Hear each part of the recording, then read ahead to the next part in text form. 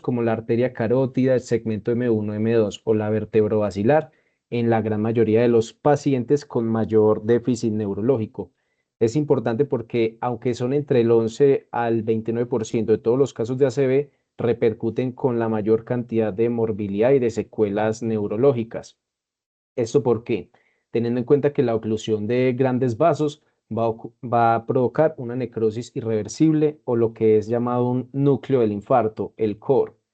Las medidas que se utilizan actualmente, ya sea como trombolisis o trombectomía, van encaminadas a revertir el efecto de isquemia transitoria que ocurre en un área que se llama penumbra, que es la diferencia entre este núcleo isquémico, el core, y la zona de hipoperfusión, que ya más adelante vamos a explicar por qué.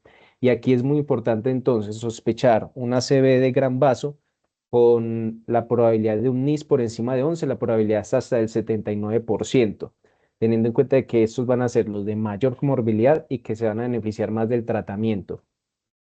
Esta oclusión del gran vaso puede llevar a una mortalidad 90 días sin tratamiento hasta el 60-80%. Hasta ahora, ¿qué tenemos? En las diferentes guías se recomienda una terapia puente con trombolisis más trombectomía dentro de las primeras 4.5 horas, aunque los estudios actuales vienen modificándose para dar unas pautas que son un poco más amplias, como lo veremos en los estudios. Hay que tener presente que solo el 25% de los pacientes van a llegar dentro de las primeras 3 horas. El 35% llegan después de las 8 horas y la gran mayoría, hasta el 60%, van a llegar después de 8 horas. Para estos es que se aplica la ventana extendida. Y cuando revisamos imágenes por perfusión, ya sea resonancia o tomografía, encontramos que hasta el 50% de los pacientes conservan un tejido isquémico recuperable en las primeras 24 horas y hasta 48 horas es el máximo reportado de zonas de salvamento isquémico. ¿Esto por qué? Porque el cerebro tiene varios mecanismos contrarreguladores, como lo es la perfusión y la circulación colateral, una capacidad compensatoria cerebral y en zonas de quiescencia donde habría una lenta progresión hacia el infarto. Cuando miramos entonces el contexto de las imágenes, tenemos un antes y un después. De imágenes podemos ir desde la tomografía simple para descartar zonas hemorrágicas y dentro de las primeras 4.5 horas, trombólisis intravenosa sin ningún otro estudio adicional. La angiografía por tomografía nos sería útil para detectar oclusiones de grandes vasos y con esto definir una terapia farmacoinvasiva o una terapia de trombectomía que se puede extender hasta 6 horas en algunos protocolos solamente con angiotomografía. Y aparece la perfusión que va a ayudar a ver la perfusión cerebral, el núcleo isquémico y la penumbra y que con esto se van a ampliar los tiempos y las posibilidades de acción. Hacia allí, hacia donde se dirigen las guías, es lo último, digamos, en recomendación. Y en términos de costo-beneficio, va a ser mucho más aplicable en el futuro utilizar estos métodos de perfusión tanto para reducir morbilidad como para optimizar la probabilidad de trombólisis o de trombectomía. Cuando miramos entonces las diferentes imágenes, la tomografía sin contraste va a ser el estándar en rapidez. Esta la podemos obtener en múltiples sitios y nos va a permitir descartar hemorragia. Lo negativo es su baja sensibilidad para evento isquémico agudo y que incluso puede haber una variabilidad interobservador marcada, en especial teniendo en cuenta que el puntaje ASPEX, que es uno de los que más se utiliza para la tomografía simple, tiene una variabilidad interobservador que puede ascender hasta el 40%. En cuanto a la angiotac, encontramos que es supremamente útil para detectar oclusión de grandes vasos y su sensibilidad se acerca hasta el 100%. Esta tiene como único pero que puede generar alergia al contraste, sin embargo su aporte por los hallazgos que nos da es máximo. Cuando miramos entonces la perfusión es un método rápido, es fácil de obtener luego de que esté el software y las imágenes son fácilmente interpretables. De hecho, los softwares arrojan los resultados muy, digamos que muy simplificados para una toma de decisiones rápida. ¿Qué tiene en contra? Que los artefactos de movimiento interfieren con esta, hay mayor exposición a radiación y es difícil o complejo la logística para obtener estos software.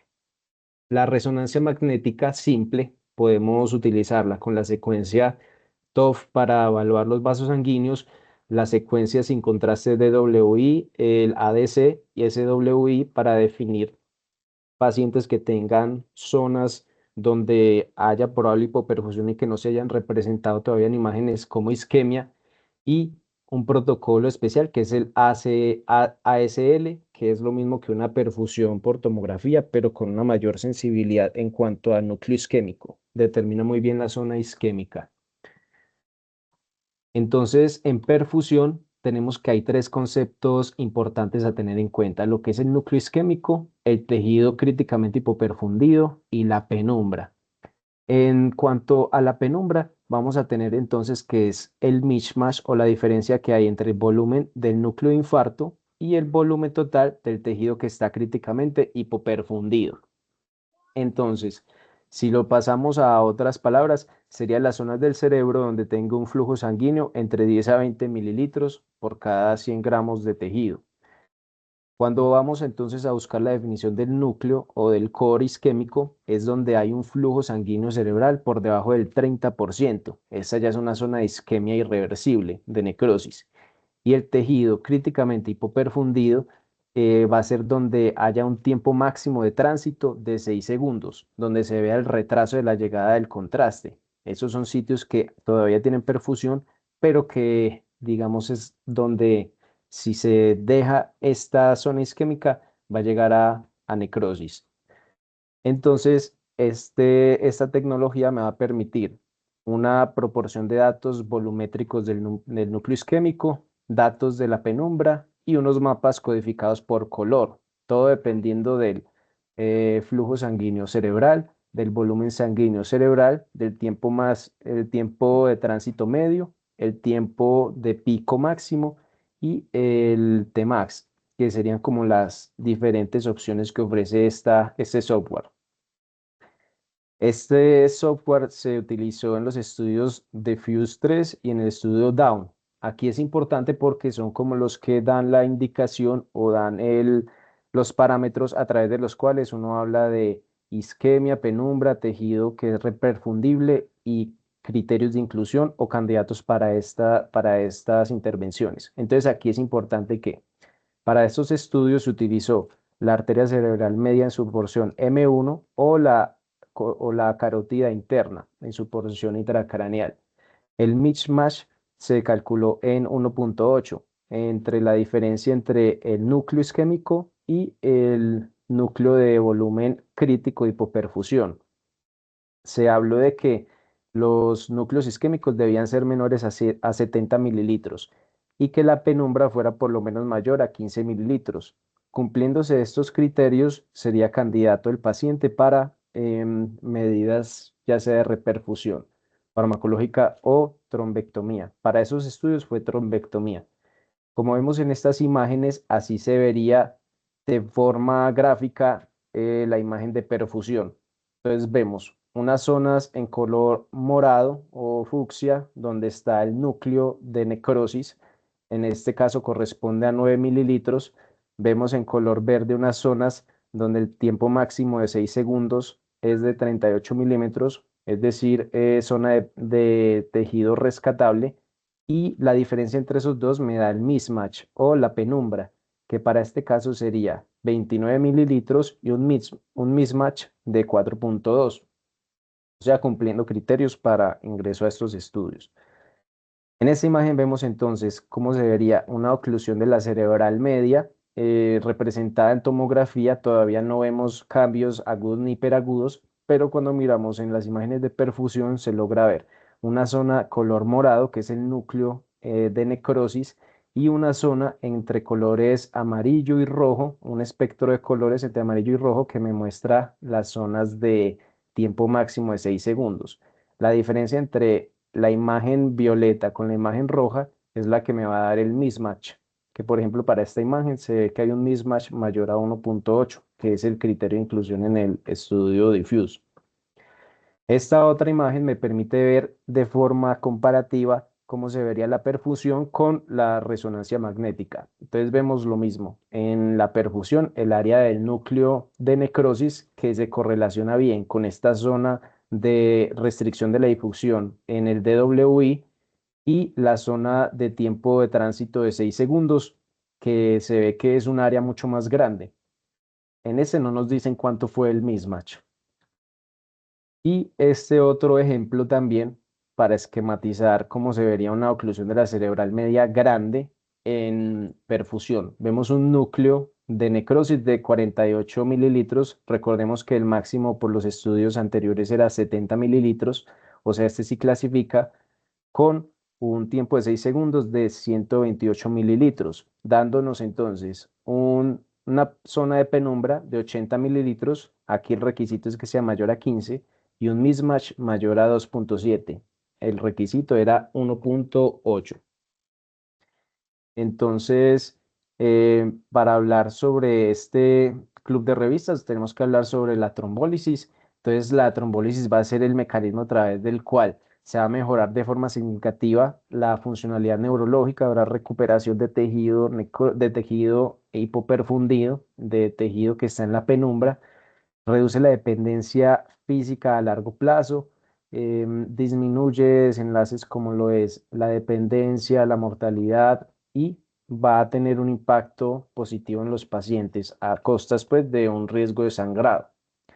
En los estudios clásicos se ha visto que los mejores resultados en el uso de trombolisis están antes de las 3 horas. Entre las 3 y las 4.5 horas todavía hay un beneficio o marginal, por eso es que, digamos, se utiliza esta ventana, pero se ha encontrado que por encima de esta temporalidad disminuye mucho la probabilidad de recuperación favorable utilizando trombolisis. Pero ahora con los estudios de perfusión se ha encontrado que incluso en pacientes con núcleos de necrosis pequeños y con una penumbra grande, puede haber un beneficio casi igual al de la trombolisis menor a 3 horas, aun cuando se hace por encima de las 4.5 horas.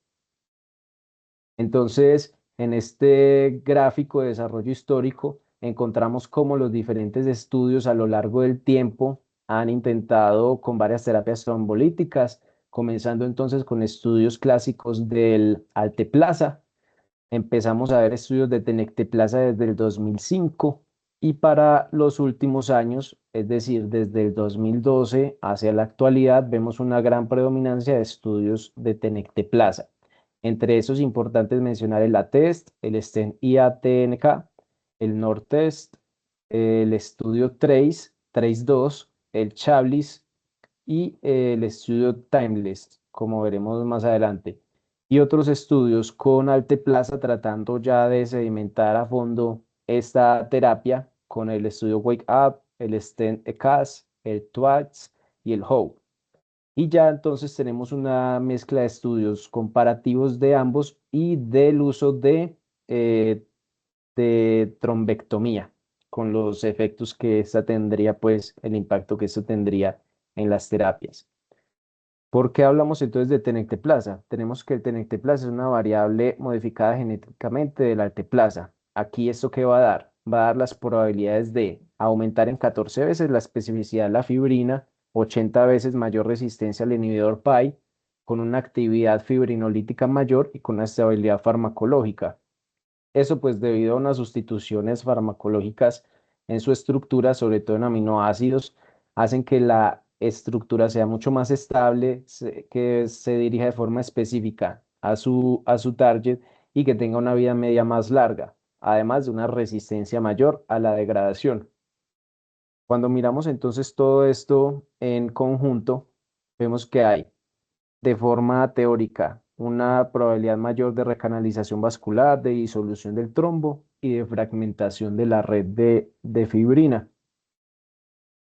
Las dosis que se han estudiado de tenecteplasa han sido entre 0.4 y 2.5, y 0.4 y 0.25 miligramos kilogramo.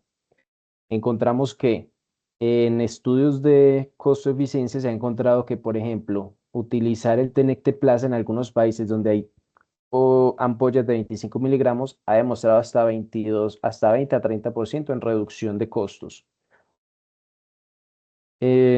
Acá tenemos entonces un poco de los estudios como para comparar con el TRACE 3, en especial el HOPE, que fue un ensayo clínico aleatorizado de 4.5 a 24 horas utilizando Alteplasa, mostrando unos beneficios en cuanto al MRS, o sea, un excelente desempeño funcional neurológico en el 40% de los pacientes versus un 26% en los que tuvieron manejo usual. Mencionar el TRACE-2, un estudio donde se utilizó también tenecteplasa, sobre todo en pacientes que no eran elegibles para trombectomía, solo que con una ventana temporal dentro de los 4.5 horas, encontrando que con el tenecteplasa había un resultado neurológico excelente en el 62% versus el 58% en comparación con el alteplasa. Tenemos el estudio ATES-2, también en pacientes de menos de 4.5 horas, una comparación directa entre tenecteplasa y alteplasa, encontrando que tenecteplasa en estos resultados tuvo una no inferioridad con un OR de 1.07, dando pues más sedimento a su utilización. El estudio Timeless, un estudio de trombectomía y de trombolisis con tenecteplasa entre 4.5 y 24 horas en pacientes con oclusión de cerebral media o de la arteria de la carótida interna, encontrando pues que en comparación con tenecteplasa o no, en pacientes que iban a trombectomía, no había mejoría en los desenlaces, pero fue un resultado neutral. Tampoco hubo empeoramiento de resultados.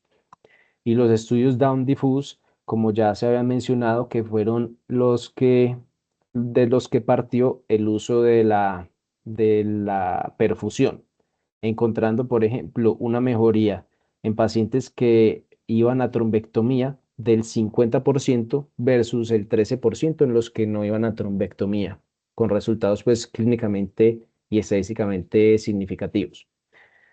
Cuando se miraron los diferentes estudios y los metaanálisis, inicialmente se pensó que tenecteplasa a 0.4 era la dosis equivalente a la alteplasa, pero ¿qué se vio? Por ejemplo, en este estudio, en el estudio NORTEST, un estudio llevado a cabo en Noruega, un estudio en el que se comparó tenecteplasa con alteplasa a dosis de 0.4 miligramos, se encontró un aumento significativo en desenlaces de sangrado, empeoramiento neurológico e incluso se vio mayor mortalidad. Con este estudio se cambió entonces la dosis a 0.25 miligramos. Ya con la dosis de 0.25 miligramos se hizo este estudio que es el Timeless. En este estudio Timeless, la gran mayoría, cerca del 80% de los pacientes, fueron a trombectomía mecánica, al igual que a trombólisis previa con tenecteplasa. Como les mencionaba, en este no se mostró beneficio del uso de tenecteplasa, pero la teoría es que el no haber beneficio es porque se dio trombectomía hasta 16 minutos después de la trombólisis, o sea, fueron tratamientos muy simultáneos, ocultando pues el beneficio que pudiera tener acá la trombólisis. Y ya mirando entonces los diferentes estudios en conjunto, encontramos pues estos metaanálisis que tratan de reunir toda la información sobre el uso de tenecteplasa o de alteplasa con trombectomía o sin trombectomía, donde encontramos que en pacientes que iban a trombectomía estaban los estudios Timeless y el estudio Chablis 2, ambos del 2025, demostrando que el uso de tenecteplasa no mostraba mejores desenlaces en cuanto a excelente resultado neurológico a los 90 días. Básicamente, si el paciente es candidato a trombectomía, para estos estudios era igual o no necesario o inferior el utilizar tenecteplasa. Y cuando se miraron los estudios en los que no eran candidatos a trombectomía los pacientes, llevaban más de 4.5 horas de síntomas, aparece el estudio Royce y el estudio Trace 3. Estos estudios ambos mostraron un resultado favorable en desenlaces excelentes a 90 días para el tenecteplasa en comparación con terapia médica óptima. Entonces, la primera conclusión que surge aquí con estos estudios y metaanálisis es que el uso de tenecteplasa en pacientes no elegibles para trombectomía sí es beneficioso, muestra beneficio significativo, clínicamente y estadísticamente significativo, sobre todo por estos estudios del 2025. Y cuando miramos las tasas de sangrado, encontramos que en pacientes con trombectomía, la tasa de sangrado era relativamente baja en comparación con la tasa de sangrado que hubo en pacientes con trombólisis, encontrando hasta un riesgo de 3.9, un OR de 3.9 para sangrado. En estos estudios se encontró que de 300 pacientes, 8 pacientes sangraron con tenecteplasa y de 300 pacientes, solamente 2 sangraron en el grupo control, dando entonces como esta distribución del beneficio, encontrando pues que el tenecteplasa da unos resultados excelentes neurológicos en el 15% de pacientes versus el 12% con placebo o con terapia médica óptima y buen desenlace neurológico en el 35% de los pacientes con tenecteplasa, mientras que solamente en el 28% de los pacientes con terapia óptima. Y cuando miramos entonces la comparación que hay entre los estudios con alteplasa y tenecteplasa, vemos pues que tanto el alteplasa como el tenecteplasa por encima de las 4.5 horas, ambos muestran un beneficio o un resultado favorable en cuanto a desenlaces funcionales excelentes, neurológicos. Tenemos estudios que parten desde el 2024, desde el 2014 para el alteplasa y con estudios recientes para el tenecteplasa desde el 2022. Entre esos, importante el TRACE-3, el Timeless, el Rose, el Chablis y el Twist. Entonces, con esto aparece el ensayo que vamos a hablar hoy, que es el TRACE-3. La justificación para hablar de él es que hay una proporción grande de pacientes que llegan con una ventana de tiempo por encima de las 4.5 horas. Hay estudios que demuestran que por encima de las 4.5 horas todavía hay mucho tejido reperfundible y que puede ser recuperable, rescatable, y que en estudios previos el tenecteplase había mostrado o beneficio o no inferioridad. Pero sobre todo, lo que tenía de bondad este estudio es que iban a ver cómo le iba el tenecteplase si el paciente no era candidato a trombectomía. Entonces se utilizó una dosis de tenecteplasa de 0.25 miligramos kilogramos. Un estudio fase 3 multicéntrico aleatorizado que estuvo abierto, desenmascarado por el uso de la tenecteplasa. Se utilizó tenecteplasa en 58 centros en China. Los criterios de inclusión fueron edad mayor a 18 años, ACV isquémico, incluido el ACV del despertar o el no presenciado, y que haya ocurrido entre 4.5 y 24 horas desde el último momento sin síntomas. Los participantes debían tener una MRS entre 0 y 1 y un NIS entre 6 y 25 puntos. En cuanto a los criterios de imagen, importante, ellos utilizaron el software iStroke de uso en ese momento asiático, predominantemente en China. Buscaron entonces pacientes que tuvieran oclusión en segmento M1 o M2 y que tuvieran oclusión de la carótida interna. Para ellos entonces el núcleo isquémico o el core era donde había un flujo sanguíneo cerebral por debajo de 30%, que es lo mismo que en el estudio difuso. Y en cuanto a la región hipoperfundida, la definieron como la que tenía un tiempo de retraso del marcador o del contraste mayor a 6 segundos, lo mismo que en el difuso. Aquí entonces definieron que el volumen isquémico debía ser menor a 70 mililitros, el mismatch debía ser de 1.8 o por encima y que hubiera una zona de penumbra de al menos 15 mililitros, lo mismo que en el difuso. La asignación fue 1-1, tenecteplasa versus manejo médico óptimo. Se aleatorizaron los pacientes en bloques permutados de 4 y se hizo estratificación según oclusión de la carótida interna, M1 o M2. Ya lo que fue la evaluación de desenlaces y del seguimiento, esto sí fue cegado. Se hizo a través pues, de un cegamiento de la asignación. Se excluyeron pacientes que tuvieran alergia al tenecteplasa, que tuvieran un NIS menor a 5 puntos, aquellos que tuvieran un puntaje en la alteración de conciencia mayor a 2 puntos, los que tenían hipertensión sostenida no resuelta, los que tenían hiperglicemia o hipoglicemia sostenida no resueltas, aquellos con sangrado activo tipo reciente cirugía, trauma, hemorragia gastrointestinal en los últimos 21 días, punción arterial o en punción de líquido cefalorraquídeo menor a 7 días, que tuvieran un INR por encima de 1.7, que tuvieran em, uso de anticoagulantes en las últimas 48 horas, que tuvieran plaquetas menores a 100.000, aquellos que tenían ACV o infarto de miocardio en los últimos 3 meses, hemorragia intracraneal en el pasado, algún trauma craneoencefálico grave en los últimos 3 meses, una enfermedad terminal menor a un año, o que no fueran posible realizar los estudios imagenológicos. Cuando miramos entonces cómo calcularon la muestra, fue basada en ensayos previos.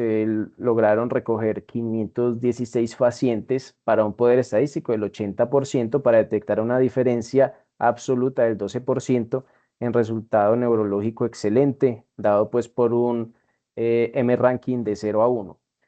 La idea que buscaban ellos era con Tenecteplasa obtener 37% o más versus un 25% en el grupo control en cuanto a este desenlace primario.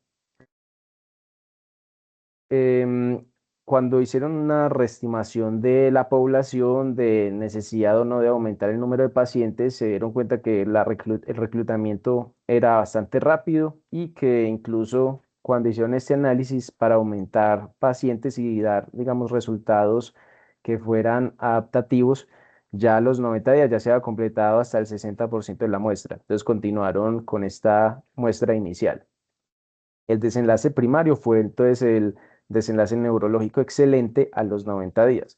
Los secundarios son desenlace neurológico bueno, que es un M-ranking menor o igual a 2, que paciente tuviera reperfusión a las 24 horas o que hubiera cambio de la puntuación del NIHSS hasta los 7 días, con cambio significativo por encima de 4.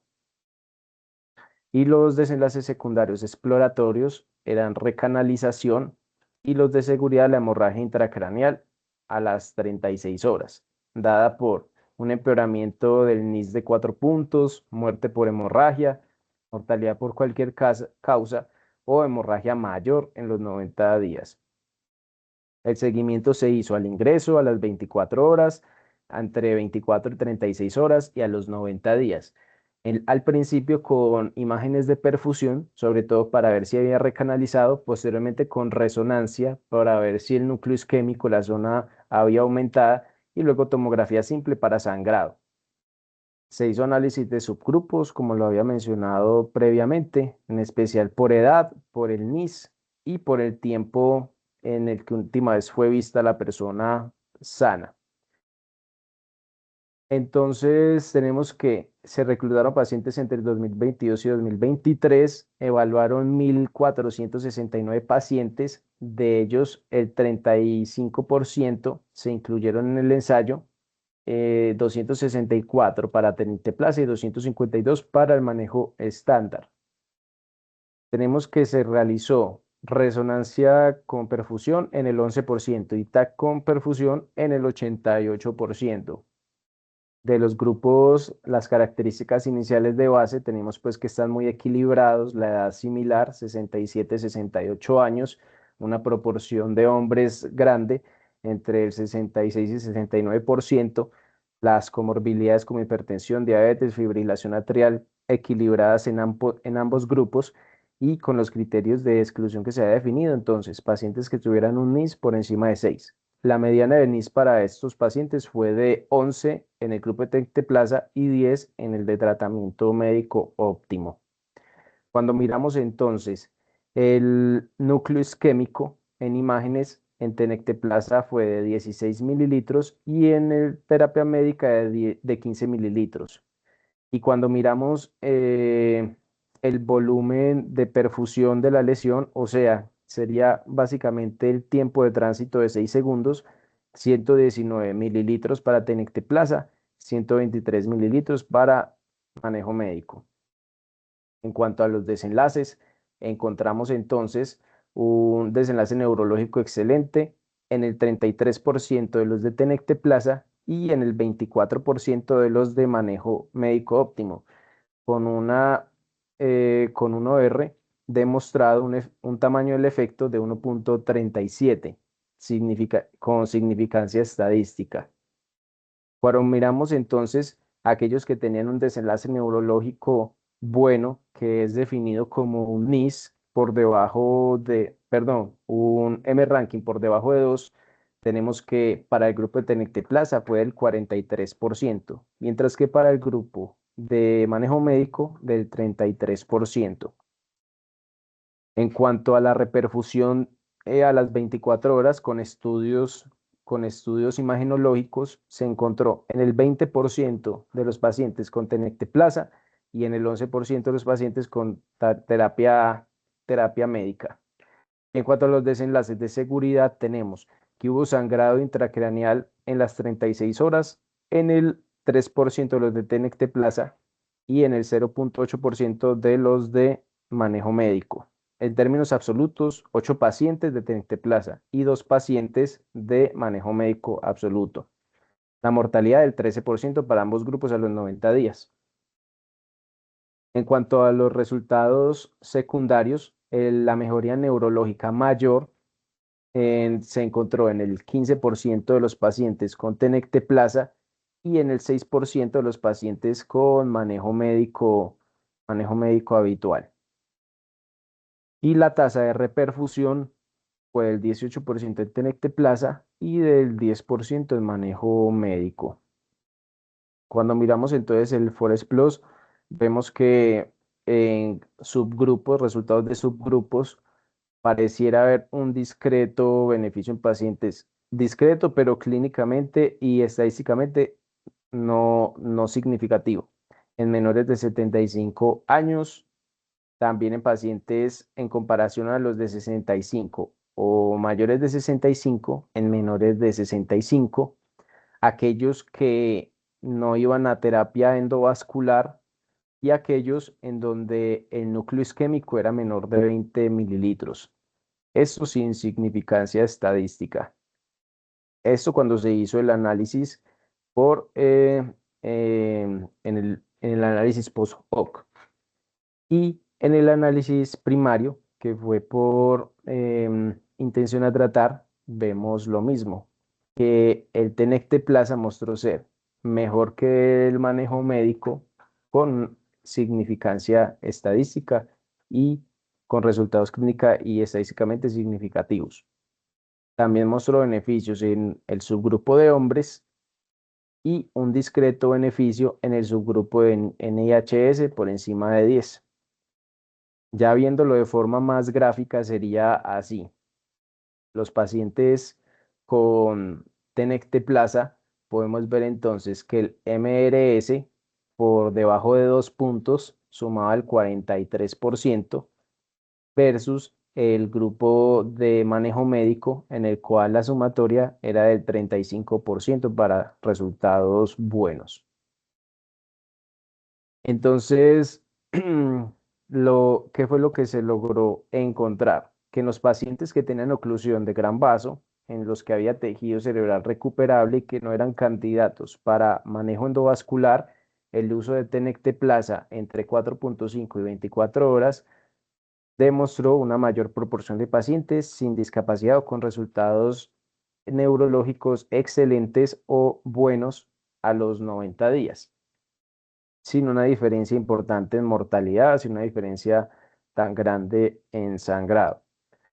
Cuando miramos entonces el análisis crítico del estudio, encontramos que los pacientes fueron asignados de forma aleatoria, hubo un seguimiento completo de los pacientes con pérdidas menores al 5%, Los pacientes se analizaron en subgrupos y en grupos asignados al azar con un estilo, con un tipo de análisis estadístico de análisis por intención a tratar. Los pacientes estaban enmascarados, en este caso no, debido pues al uso del Tenecteplasa, no era enmascarable para estos estudios. Los grupos tenían similar comportamiento tanto en antecedentes, en subgrupo, en, en las diferencias epidemiológicas. Los pacientes recibieron el mismo tratamiento, excepto pues el Tenecteplasa, fueron ambos grupos similares en cointervenciones.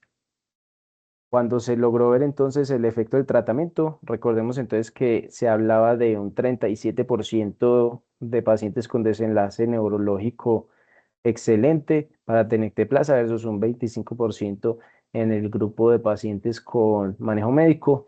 No se acercó a este valor, digamos que a pesar de que hubo resultados clínicamente significativos y estadísticamente favorables, no se logró pues este valor que buscaba el estudio, pero de todas formas los resultados sí son de mucho valor clínico y crítico.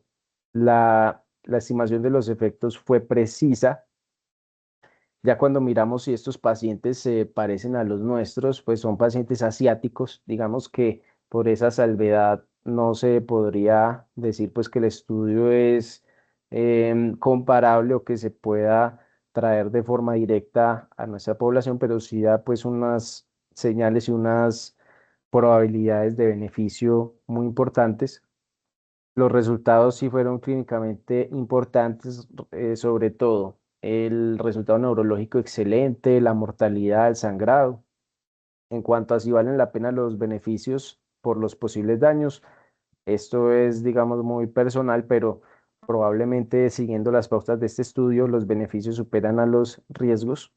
Entonces, ya como para concluir, digamos que en este contexto es muy importante actuar rápido ante la sospecha clínica de ACV. Debemos guiarnos entonces de la probabilidad o no de trombectomía, la probabilidad o no de reperfusión, la probabilidad o no de que el paciente clasifique en alguno de estos grupos o subgrupos de los estudios mencionados anteriormente.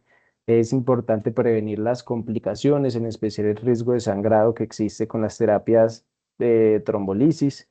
Los pacientes con ACV, con una progresión hacia la isquemia, hacia la necrosis y que tengan oclusión de gran vaso, son pacientes con mal pronóstico y con mucha probabilidad de complicaciones. Y aquí es muy importante el manejo activo. Muchas gracias.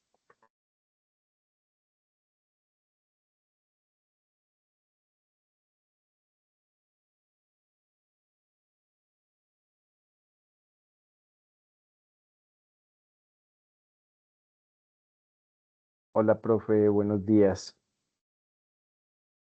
Daniel, buenos días. ¿Me escuchas bien? Sí, profe, sí, señor. Bueno, muchas gracias por tu presentación. Me perdí unos minuticos al principio por problemas con la plataforma y bueno, en fin.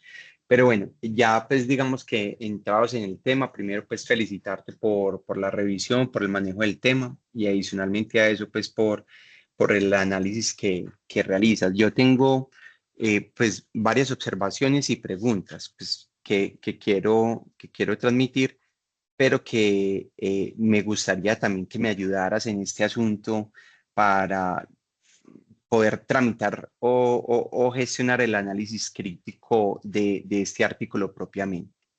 La primera pregunta va en relación a esto, o sea, ¿qué tan claro es el asunto del por qué se excluye a los pacientes que van para trombectomía? Porque como tú lo presentaste, al momento de hacer la inclusión de los pacientes dentro del estudio, pues digamos que se hace un esfuerzo por no incluir a los pacientes que vayan a trombectomía, por lo menos planeada desde el principio.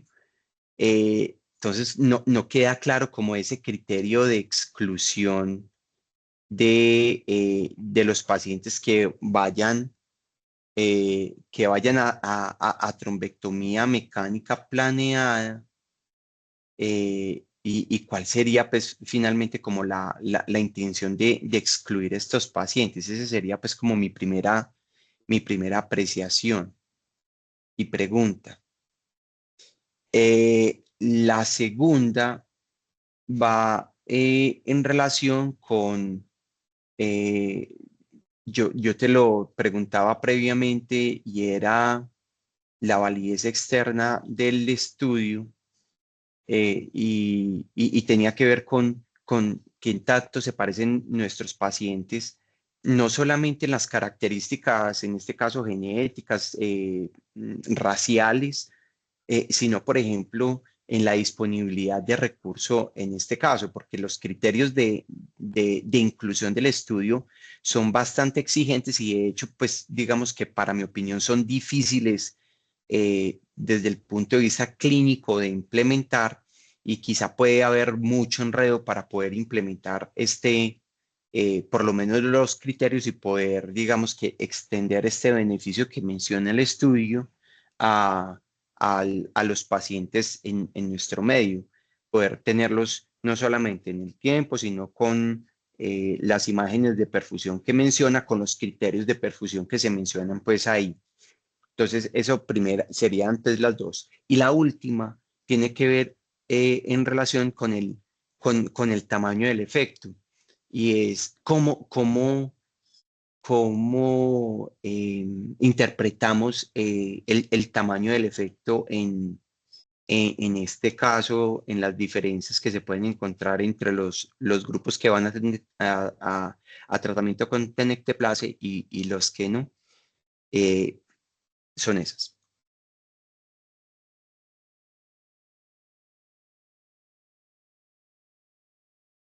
Hola, profe. Muchísimas gracias, profe. Mm, bueno, para comenzar entonces, sobre todo la parte de por qué en este estudio específicamente no se incluyeron pacientes de trombectomía.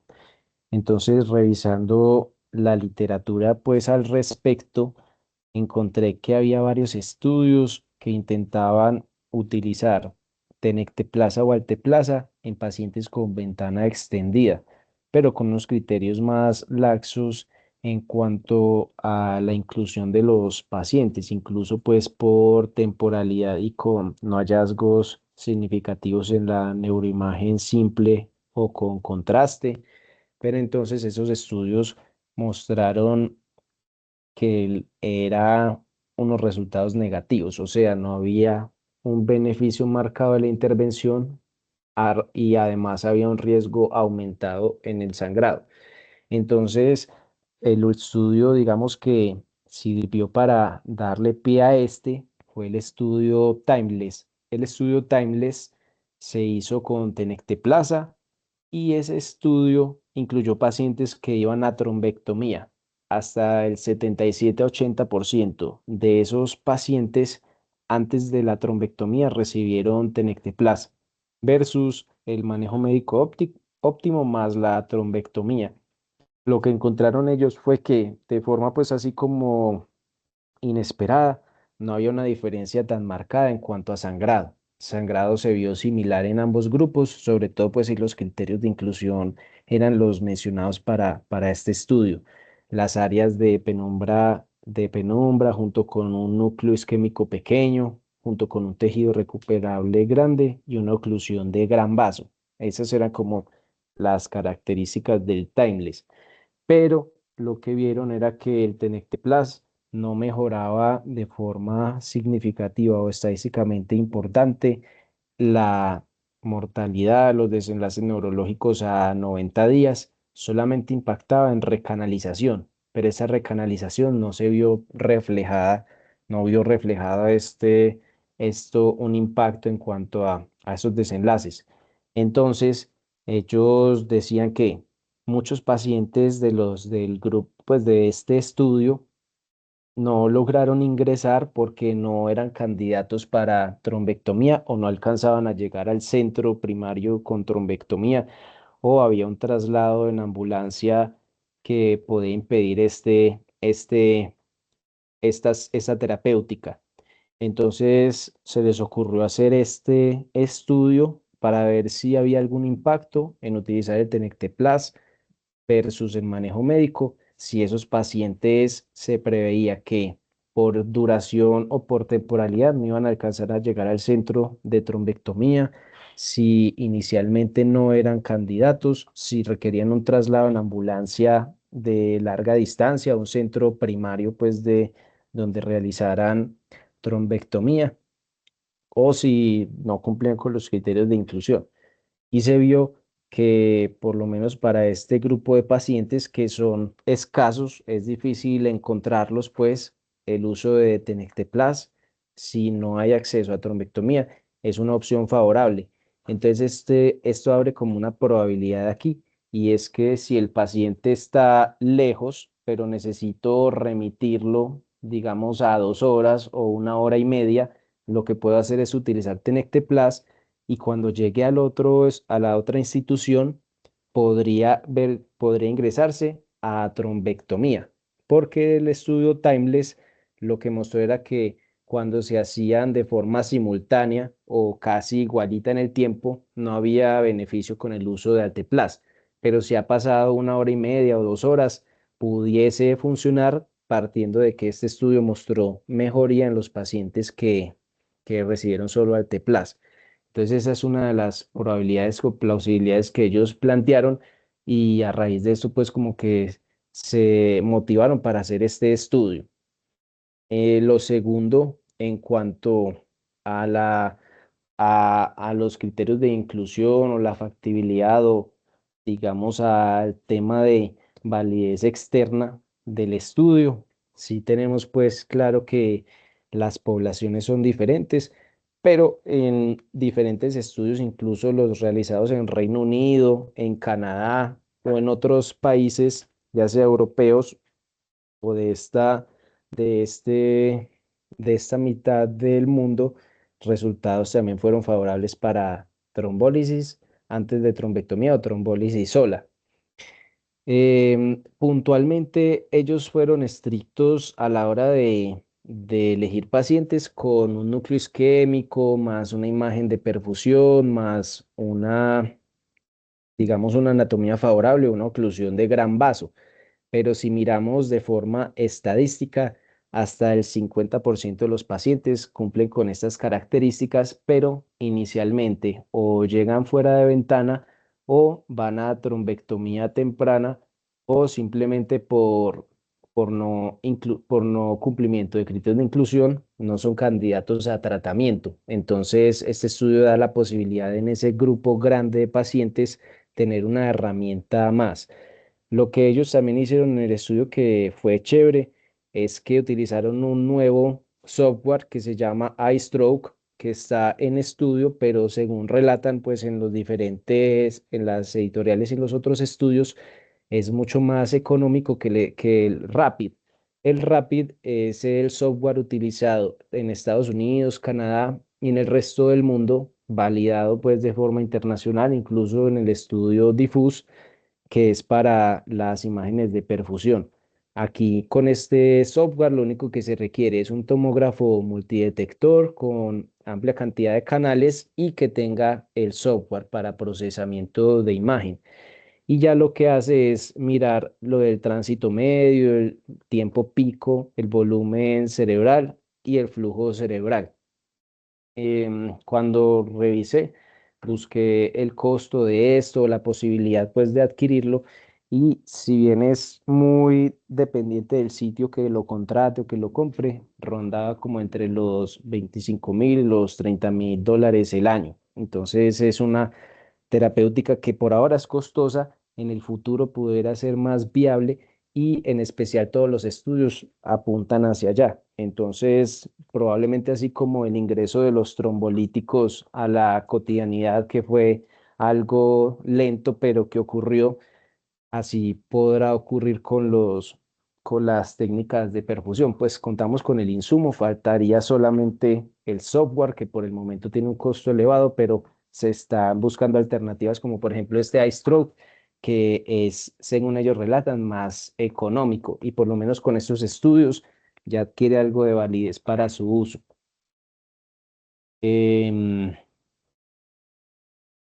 y en cuanto al tamaño del efecto, al poder del efecto, encontramos entonces que estas son las medidas que van a ser de utilidad, sobre todo para comparar estudios clínicos que son muy similares y que permiten hablar del antecesor, el estudio antecesor o de estudios similares, si eso no es equivalente, si es mejor o no es mejor, con unas ecuaciones de beneficio, que sería entonces probablemente con la D de Cohen, en la cual revisan si hay una diferencia o no en cuanto a los estudios y si esto pudiera mostrar algún grado de diferencia estadísticamente significativa, tanto en las medidas que son de estadística, así como de beneficio, si el impacto del estudio pudiera tener algún costo-beneficio o favorabilidad.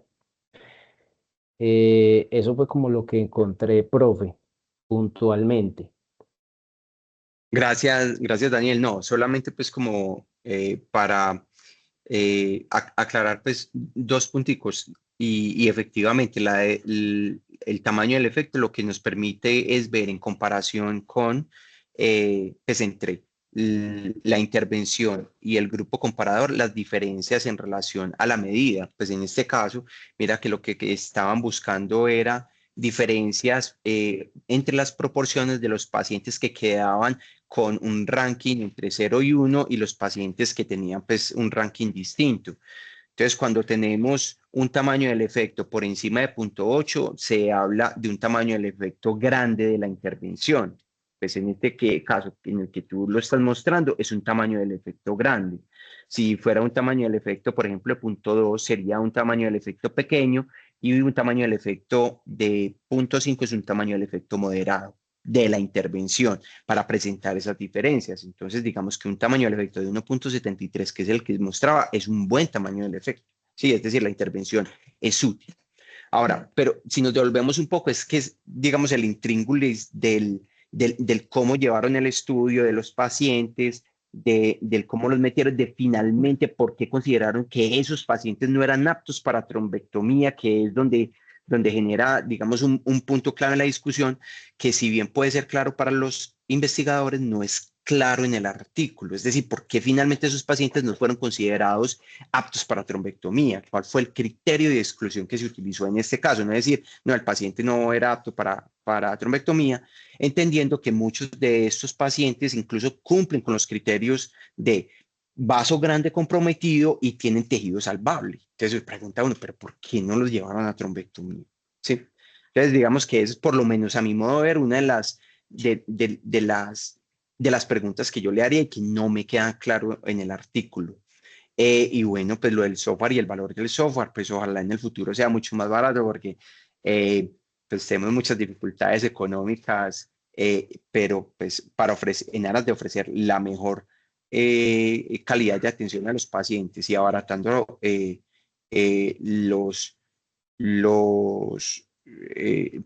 los recursos, pues sería pues ideal en el futuro contar con esto. Em, bueno, no, esas eran mis intervenciones y Daniel, nuevamente muchas gracias. Profe, muchísimas gracias. Como hay dos manos levantadas, pues entonces vamos a continuar con el profe Fabián, por favor. Daniel, muchas gracias por la presentación, muy completa y se nota pues el dominio del tema que tienes. Yo voy a hacer una pregunta muy corta y es con respecto cuando revisé este artículo, lo primero que pensé es qué tan aplicable es a nuestro medio. ¿Y por qué lo digo? Porque obviamente en China, que es ahorita pues como la madre de la tecnología en todo el mundo, entiendo que ese software probablemente sí se pueda tener en un lugar alejado, ¿cierto? En un lugar donde de pronto no tengan la terapia endovascular, pero sí puedan contar con el tomógrafo y con el software que se requiere para tomar esa decisión. pero cuando yo pensaba en tratar de aplicarlo en nuestro medio, pues veo que como que no ajusta, porque entonces uno dice, ¿dónde se tiene ese tipo de tomógrafo y esa tecnología? En los mismos lugares donde hay la trombectomía. Entonces no lo veo como tan tangible, porque no me imagino esa tecnología por ahora, por ejemplo, en un segundo nivel como Yolombo, como Yarumal, o en segundos niveles incluso más cercanos. No sé qué opinión tienes respecto a eso, porque creo que no me encajó esa parte que ellos mencionan al no tener la trombectomía. Profe, muchísimas gracias. Sí, digamos que al tratar como de traer toda esta información a nuestros lugares de trabajo, a nuestra geografía, nuestros recursos y digamos la posibilidad tecnológica que tenemos, la única probabilidad es que si hubiera una compra masiva, es decir, que el tomógrafo que está en diferentes instituciones es probablemente el tomógrafo que vaya a funcionar para esta tecnología. Solo sería costoso en este punto implementarla. Me llamó la atención en este estudio en especial que había un porcentaje de pacientes que utilizaron resonancia magnética. En la resonancia magnética que utilizaron ellos, el software que utilizan es un software que, digamos, está estandarizado en muchos resonadores, tanto para protocolos de oncología, protocolos de neuroimagen en pacientes con tumores cerebrales, donde utilizan parámetros similares.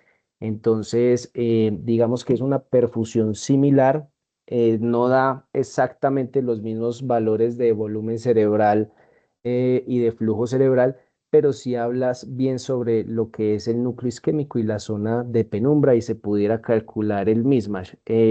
Por ejemplo, en instituciones como en Pablo Tobón pueden hacer este protocolo y revisar las resonancias con esta tecnología.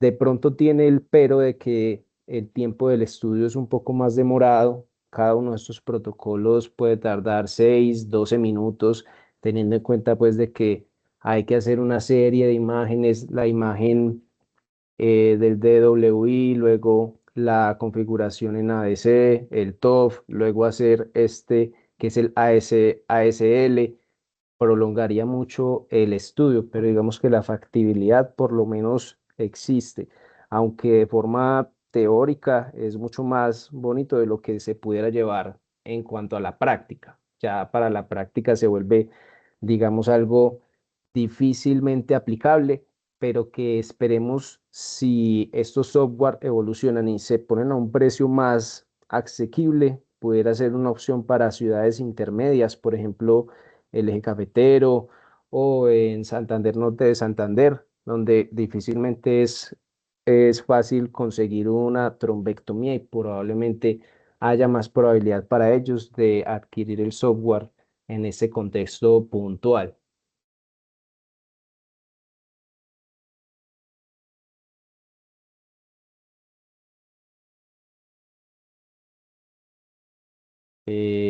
Por favor, Juli Vargas. Hola Dani, no, mira, mi intervención también yo creo que va a ser muy corta, creo que a mí me generan también como ciertas dudas con respecto al estudio, y es que, por ejemplo, parte de lo que es la población china, sabemos que obviamente tiene un mayor riesgo de aterosclerosis intracraneal, posiblemente eso pudiese explicar parte de la adecuada respuesta que también pudiesen tener los chinos y que no se han validado ese tipo de estudios hacia la parte occidental. También pues obviamente han venido nombrando y han venido también diciendo diferentes estudios en donde el tenecteplase aparentemente sugiere tener un mayor perfil de seguridad a diferencia pues del alteplase y posiblemente la respuesta de llegar y utilizarlos en un tiempo posterior como lo dices en el estudio HOPE sugeriría que obviamente también el uso de estos medicamentos pudiese llegar y tener algo obviamente de cabida en el manejo del ACV isquémico. Estoy de acuerdo con el profe Vallejo, cuando uno se pone a revisar las guías más recientes de ACV, prácticamente el estándar de manejo lo están derivando hacia lo que es la trombectomía mecánica y parte pues de estos softwares obviamente requerirían también prácticamente la necesidad de tener el servicio pues de neurointervencionismo al lado para poder llegar y realizar medidas prácticamente rápidas. Entonces pues yo creo que es un estudio que si bien resulta siendo interesante, Obviamente pues se llevan población china, pero también me genera y me suscita dudas a la hora de llegar y aplicarlo. Y pues no, Dani, muchas gracias por todo. Muchas gracias, Juli. El profe Daniel, por favor. Buenos días, Dani, ¿cómo vas? Buen día, profe, ¿Me buen escuchas? día. Dani, no. Primero agradecerte por la presentación, felicitarte igualmente por toda la revisión que me pareció en general muy buena y yo solo, digamos, traería a la discusión que ya vienen hablando como de la verdadera aplicabilidad en nuestro medio, que me parece que hay algún grado de sesgo, pienso yo, en que el software sea costoso. Eso ya es un juicio personal, porque si vos me decís que eso cuesta $30,000 el año, quiere decir 120 millones el año, que a número absoluto obviamente eso le suena a cualquiera grave, pero es 10 millones al mes, que en esencia es menos incluso del sueldo de la mayoría de especialistas. Entonces yo sí creo que mm, habría, y no solo para el escenario de esta trombosis extendida, sino también mucho para trombectomía, que el problema incluso de los centros que a veces en trombectomía es que pueden tener la imagen, pero no hay forma de interpretar esas perfusiones, entonces se quedan en blanco. Yo sí creo que un análisis de costo de, venga, si tengo que pagar 10 millones al mes por tener este software, realmente es caro si me va a permitir definir trombectomías o trombolisis extendidas y que incluso posiblemente con el costo de una o dos intervenciones hasta se pueda librar ese mismo valor. Entonces, pienso que es importante pues como plantear si realmente es un costo tan elevado o no. Profe, muchísimas gracias. Sí, también yo pensé que iba a ser como